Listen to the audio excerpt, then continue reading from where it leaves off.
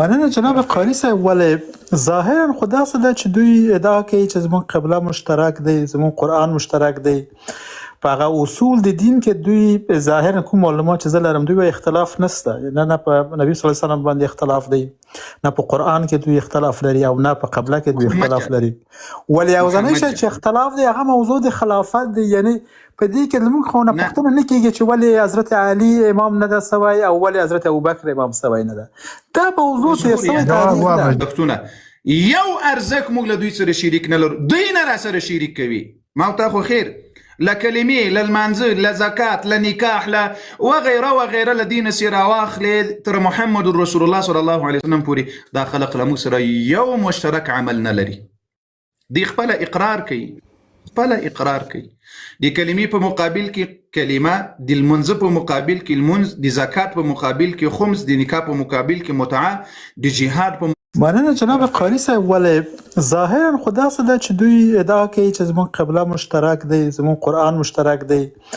په هغه اصول د دین کې دوی ظاهرا کوم معلومات چې زه لرم دوی وایي اختلاف نشته، نه په نبي صلی الله علیه وسلم باندې اختلاف دی، نه په قرآن کې دوی اختلاف لري او نه په قبله کې دوی اختلاف لري. ولې یوازینی شی چې اختلاف دی هغه موضوع د خلافت دی. یعنی په دې کې موږ خو نه پوښتنه نه کیږي چې ولې حضرت علي امام نه ده سوی او ولې حضرت ابوبکر امام سوی نه ده. دا موضوع تیر سوی ده. د زړه سره ته تقیه پیژنې.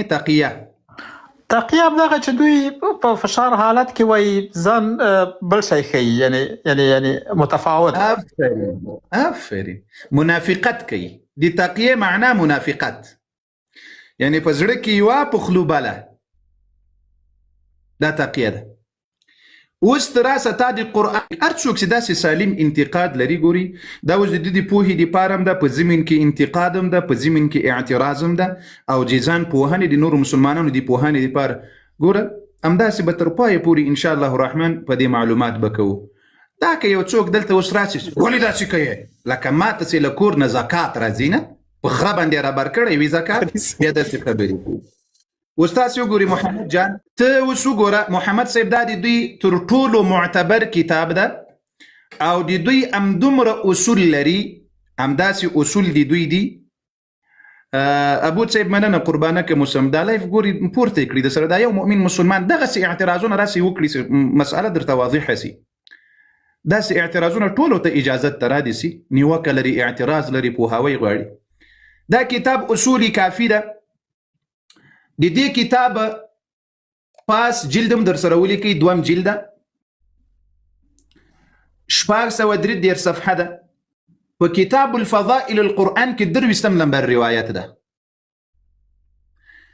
په دې روایت کې له ابي عبد الله علیه السلام نه خبره راځي چې کله د موږ مهدي راسي نو قرآن براوړي هغه قرآن چې علي رضی الله عنه لیکلی ده. دا قرآن علي رضی الله عنه خلاصه د دې روایت دا ده چې له نبي علیه السلام له وفات نه وروسته یې ولیکل نو بیا یې صحابه ورته راوړل. کله چې صحابه ورته راوړل صحابه ورته ویل چې د تا قرآن ته موږ ضرورت نه لرو. صحابه ورته ویل فقال اما والله ما ترونه بعد يومكم هذا ابدا. د ما د الله په ذات قسم امام علي رضی الله عنه ورته وویل وای دی ما دی الله په ذات قسم چې دا قرآن لننه بعد همیشه تاسې ونه ګورئ. د کوم قرآن خبرې کوي ولې زړه سره؟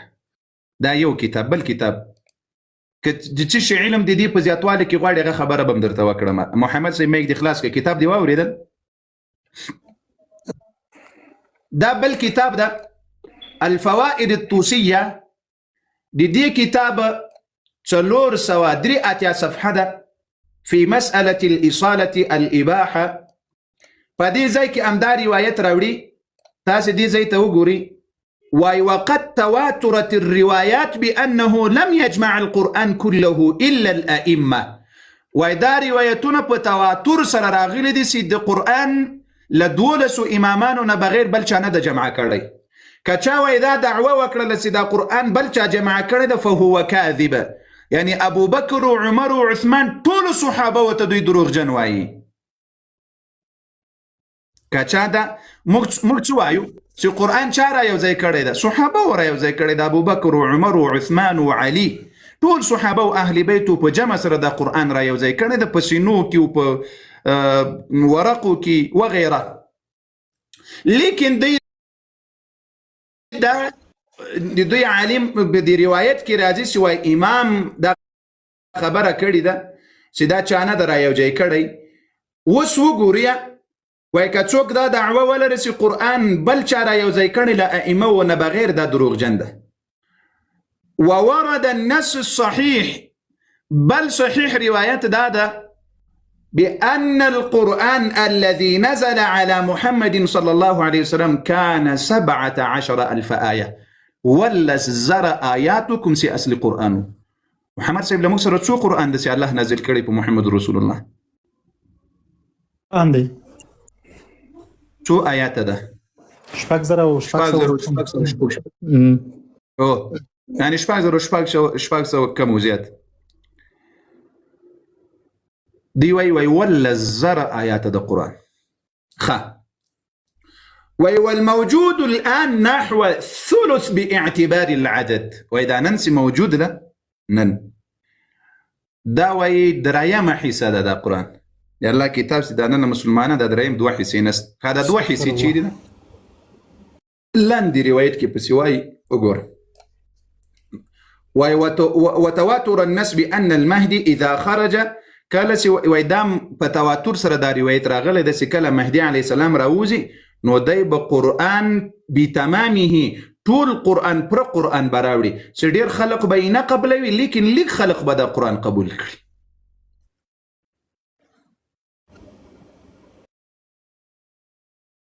د کوم قرآن خبره کوي؟ او کدا کتابونه نور غواړي د می دوه د نمونې لپاره درته ښکاره کړل که غواړي 50 کتاب غواړي درته ښیم دي دوی کسل غواړي درته ښیم دي دوی. ول جناب قاری صاحب په عمل کې خو دوی همدغه قرآن چې موږ تاسو تلاوت کوو همدغه دوی تلاوت کوي په مانځه کې همدغه قرآن دوی تلاوت کوي او ظاهرا همدغه شی دی. اول دوی چې په مانځه کې کوم تلاوت کوي دا دوی عقیده ده چې لمونځ په دې قرآن کوي تاسو ترڅو مهدي اصلي قرآن راوړي.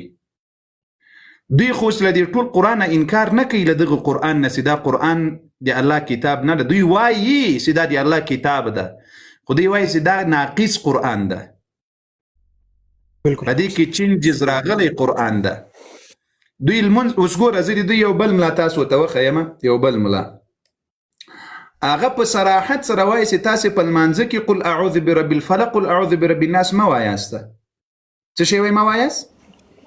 قل اعوذ برب الفلق وقل اعوذ برب الناس ما وایاست. ده فتاوى آية الله العظمى السيد الشهيد محمد صدر دي أول جلدة آية الله العظمى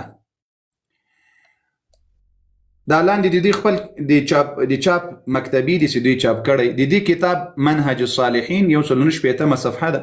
وهي المسألة والأحوط وجوبا ترك قراءة المعوذتين في الصلاة وهي پرېښودل لازمي ده په لمانځه کې د معوذتینو په لمانځه کې ویل ځکه شک پکې لري وایي دا خدا ستاسې قرآن ده که قرآن نه ده په لمانځه کې وایي دا 2 سورتونه مه وایاست استغفر الله او دا لازمي احتیاط کویه.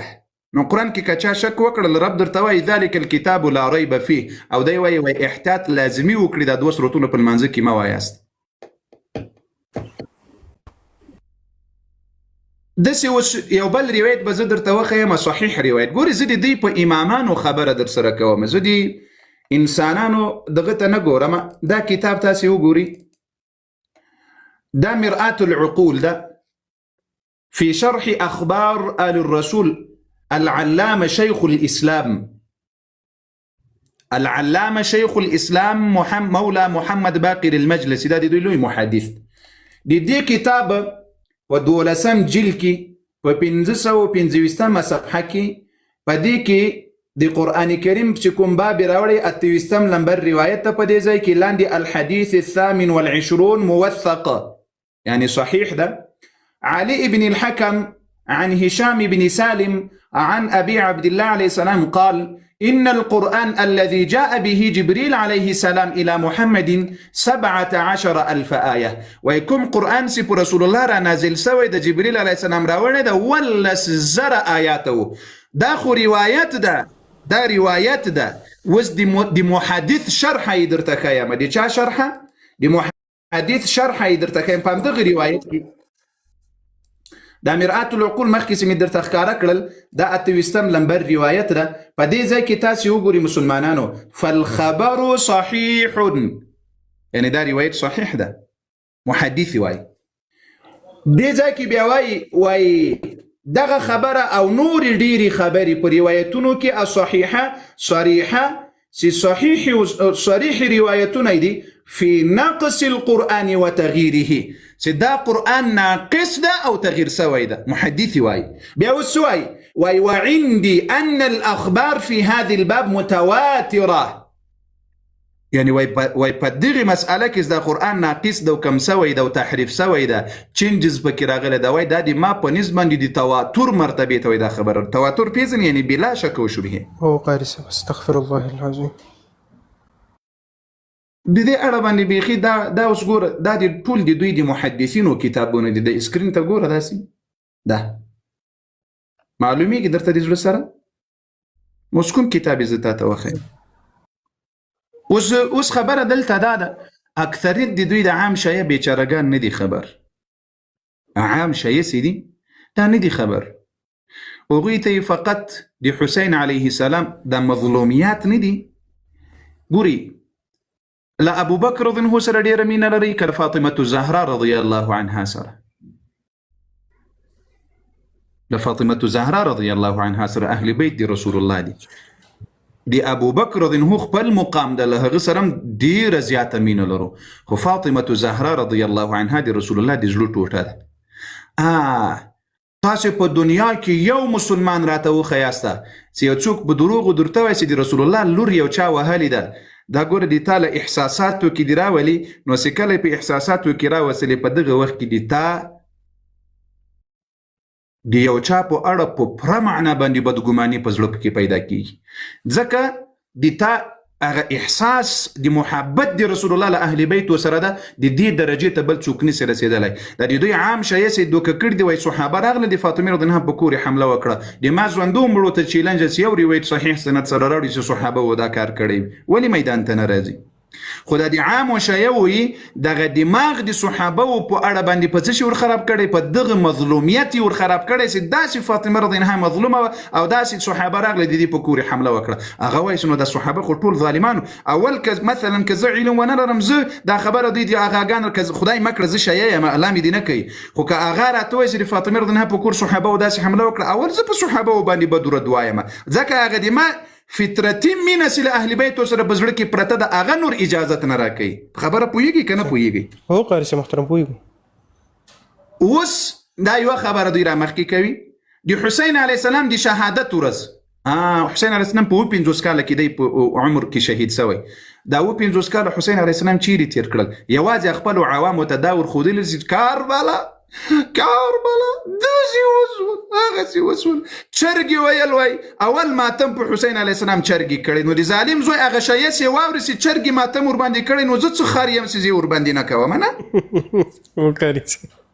هغه چې په منبر ورته کینی حسین قد قتل وای چرګ راغله د ظالمې چرګې عربي مزده وه دا بابا عبدالرحمن صاحب اوس درته ښیي په ویډیو کې اوس به یې راواخلي حسین ودرځې په هغه طریقه نه سمې ویلی هغه هغه صاحب ډېر ښه وایي ښه بله وایي په فارسي کې راغله په فارسي کې یې وویل حسین کشته شد نو اوس چې هغه د عام شیعه بیچارهګان واوري چې نو چرګې ماتم کړی ده نو ځان ته درز غرز زنځیران وغیره او د ظالم زمن تاسو خو یاري دا درک معلوم کی چې حسین علیه السلام چا شهید کړی د ده په قاتلینو د الی یوم القیامه لعنت اوس خو راسه دا خو وګوره چې چا شهید کړی چا خیانت ورسره کړی چا دوکه ورسره کړي خاص اوس حسین علیه السلام شهید سول الله جنت ته بوتلل حسین علیه السلام اوس په جنت کې الله رزق ورکوي الله نعمتونه ورکوي حسین نو ته ولې لکه خر ځان ورباندې وهې؟ آیا حسین علیه السلام په جنت دې ورباندې نه لورېږي؟ بس د غریب عام و شیعه ورته ویلي دي چې نه ښه حسین علیه السلام چې اوس څه درته ویلي دي هغه ولې نه منې؟ نه هغه نه منې. حسین علیه السلام چې څه درته ویلي دا هم نه منې. اوس د دوی د عام و شیعه ورته خبره وکړي چې ودې زړه سره راسه لږ تاریخ وګوره، قرآن وګوره، اهل بیت وګوره. هغه دی غریب په داسې ماحول کې رالوی سوی ده چې قرآن نه ده ته ویلي دي چې ګوره سنیان کوم قرآن درته وایي دا هغه قرآن نه ده کوم چې له مهدي سره ده. دا هم یاد وساته. هو قاري صاحب. نو دا هغه خبرې د محمد صاحب د زړه سره چې د موږ مسلمانانو ته دا اوس ګوره موږ د خلقو ته د خیر اراده لرو چې په خپله شایسته اهل بیت ومنه، شایسته قرآن ومنه، شایسته امام علی علیه السلام عقیده ومنه. زه چیلنج جوړ کومه 12 امامان دوی وایي موږ یو امام راته وښیي چې هغه دې ویلي چې له موږ نه مدد وغواړي. ولې غواړي؟ 12 امامانو زه چیلنج در کوم چې درته ویلي دي چې موږ عالم الغیب یو، ته ولې ورته وایې چې امامان عالم الغیب دي؟ دا وګورئ دغه یوه ویډیو زه تاسو ته د امتحان دپاره ته وګوره دا سپینګیری ډېرې ژبې مو نه دي زده. ښه بیا د چرګې دا خبره وکړو ورباندې پوهه څوک شو؟ زه دې ته حیران پاتې یم. پیاګان اصلي مؤمنین